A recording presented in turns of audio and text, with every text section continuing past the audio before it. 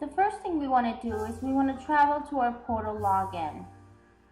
When we're there at the portal login, you will have your username and your password. Now that we're here, we're going to go ahead and type in our information. Please note that the student portal, for you, it's going to say student portal, mine says employee. So we'll type in our information, wait for us to log in. It's going to open up our portal. You're going to have 3 tabs. The first one is this resources we want to go to. We click on the resources, want to travel down to the student handbook. Once the student handbook is open, under hot topics, we want to find TC licensure and certification. It will be close to the bottom. We're going to click on it. When we click on it, you're going to find all the states that we are registered in. For this example, we're going to use Arizona. We're going to find the state that we're in. Look for Arizona, and here in the center where it says articles is the information we need to be certified in that state. The most important one that we want to look at is the Arizona Basic Skills requirement. Please note that you will be required to do certain requirements. The first one is the basic skills. When we click on it, we're going to find the information that we need for this state. Please note that other states have different requirements. For this exam, it's usually called the Praxis 1. But please note that Arizona meets all other requirements. Some states have specific exams. I'm going to click on the back button. The second information that we need to look at is the Arizona clearance background information. Here we will find the information that we need to obtain a background clearance. A lot of students already have that information because they are substitute teachers. If you do have one, all you would need to do is fax it or email it to the following address. Please note that a background clearance is good for 5 years. We'll click on the back button. The next important information is another exam you need to be certified. It's called the content exam. We're going to scroll down and find that exam, and that's specific to your state. Here we see Arizona Secondary Social Science Certification and Exam Requirements. We're going to click on there. We're going to read the instructions and the information it has in here for us to obtain and schedule ourselves for this exam.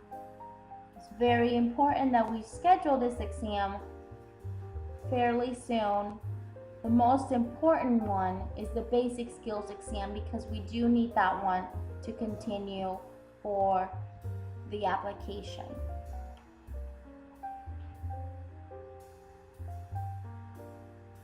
We're going to go ahead and click on the back button. And now again, all your information is held here for your state that you need to be certified in. We want to scroll down to the bottom where it says TC Field Experience, PCE, and DT. We're going to go ahead and click on that. You'll see that there's 4 links in there: applying for PCE, Field Experience Handbook, forms, and timelines. we want to click on applying for PCE and DT.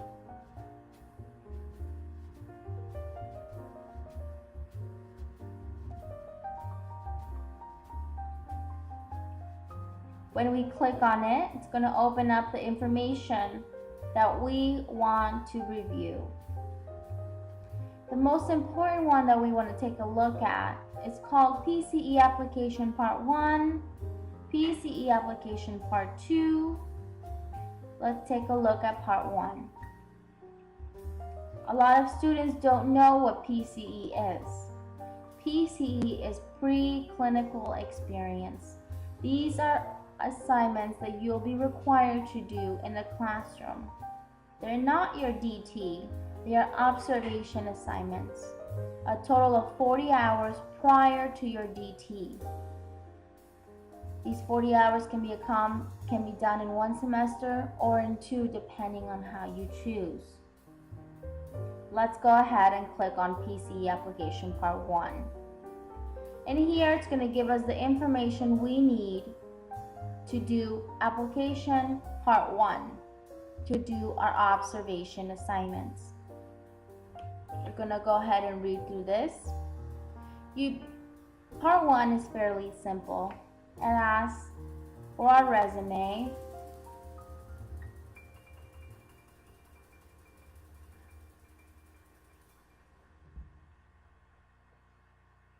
let's go ahead and click on Part 2.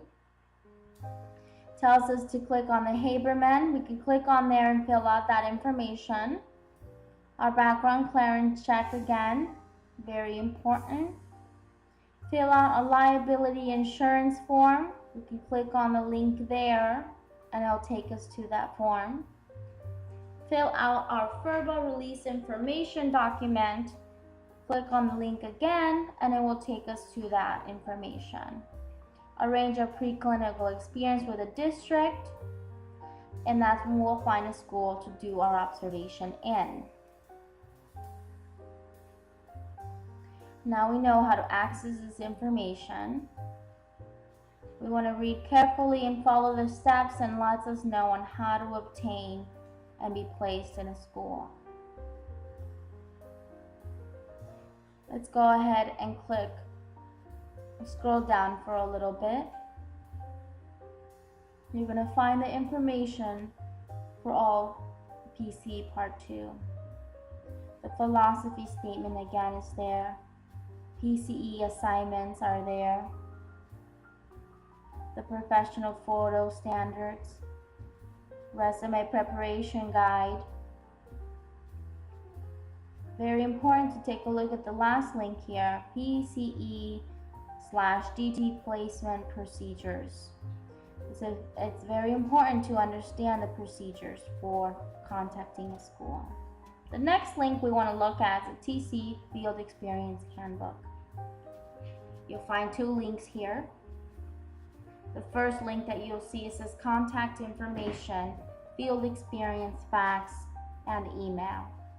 The next link is the Fall 2010 Field Experience Handbook.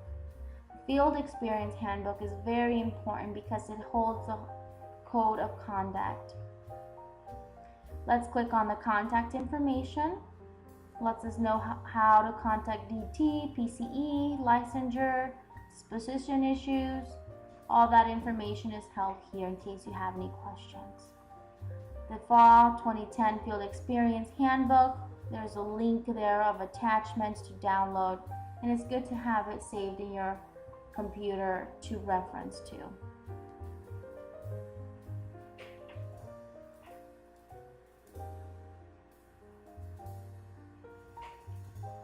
The next link we want to look at is forms PCE and DT. Again, you will see these forms in here. The FERBA Liability Insurance School District Clearance Form. The next one is timelines. Very important here because this lets us know whether we want to apply and what requirements are required of us to see if we can or cannot apply for that cohort. Please note that applying for DT has two specific ways. You apply in January and the spring to apply for the spring. Here are the timelines for the spring of this year, of coming up.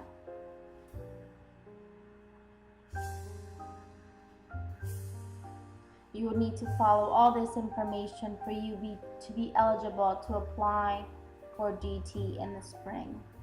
As you can see, most of these requirements have passed.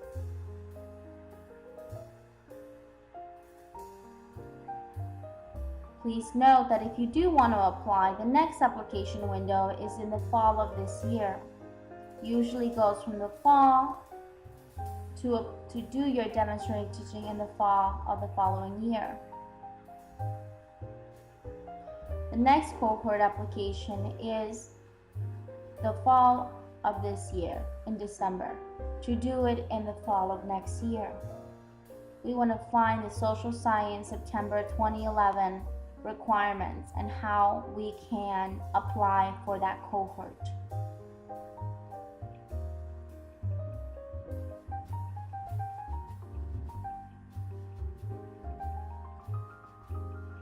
We'll find September 2011 Social Science DT cohort requirement and timeline. Let's click on there.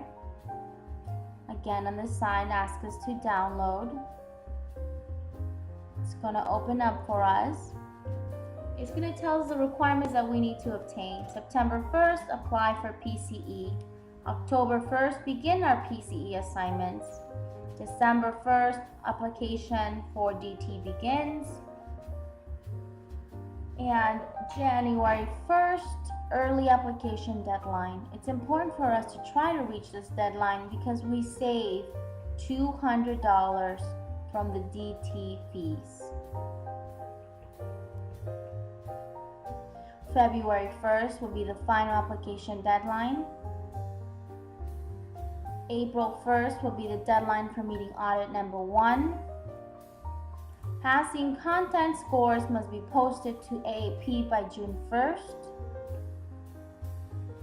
July 1st, deadline for meeting audit number 2.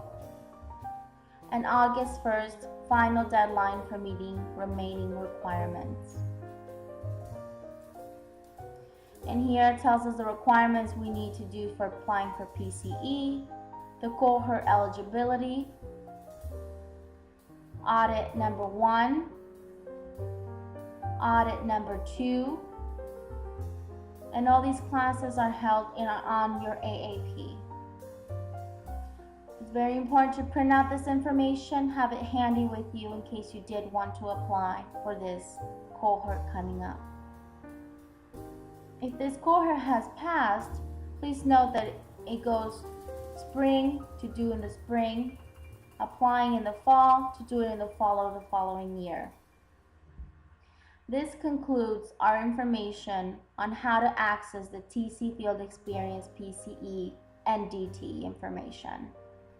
Applying for DT, Field Experience, the forms, the timelines. It's very important to understand where this information is held and what specific requirements are for each state. And here you will find all the state requirements for each state. Thank you for listening, and if you do have any questions, feel free to give me a call.